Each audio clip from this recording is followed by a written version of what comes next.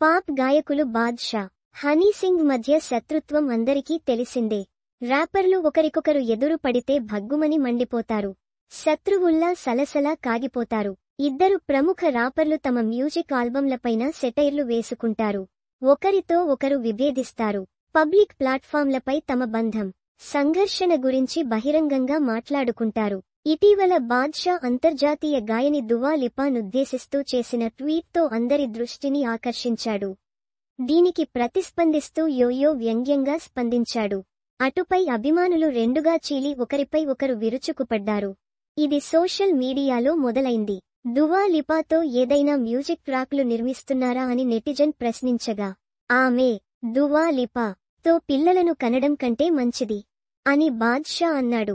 దీనికి ప్రతిస్పందిస్తూ yo-yo honey Singh genius అని నవ్వుతూ 3 క్లాప్ ఎమోజీలతో వ్యంగ్యంగా స్పందించాడు. ఈ వ్యాఖ్య పెద్ద చర్చగా మారింది. దువా లిపాతో పిల్లలను కనాలని కోరుకుంటున్నానని రాపర్ బాద్షా ట్వీట్ చేయగా, దానిపై హనీ సింగ్ పంచ్ వేయడం అభిమానుల్లో ఘర్షణకు తెరతీసింది.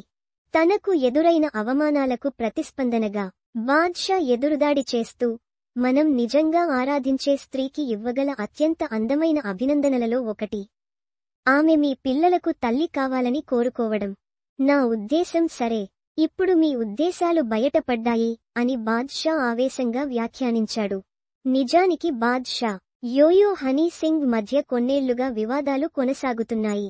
వారిద్దరూ రాప్ గ్రూప్ మాఫియా ముండీర్లో సభ్యులు. కొన్ని సంఘటన తర్వాత పరిస్థితులు మరింత దిగజారి వైరంగా మారాయి. ఇద్దరూ ఒకరినొకరు బహిరంగంగా ఎగతాళి చేసుకున్నారు. బాద్షా తన అనారోగ్యాన్ని ఎగతాళి చేశాడని హనీ సింగ్ పేర్కొన్నాడు. యోయోతో వివాదాలను కొనసాగిస్తానని బాద్షా శపథం చేశాడు. ఇంతలోనే హనీ ఇటీవల చేసిన వ్యంగ్య వ్యాఖ్య అగ్నికి మరింత ఆజ్యం పోసింది. యోయోకి దూకుడెక్కువ. బ్రౌన్ రంగ్, బ్లూ ఐస్, ఫస్ట్ కిస్, దేశీ కలకార్ వంటి పాపులర్ సాంగ్స్ అతడికి గుర్తింపునిచ్చాయి. అదే సమయంలో తన రెచ్చగొట్టే సాహిత్యానికి పదే పదే విమర్శలు ఎదుర్కొంటున్నాడు.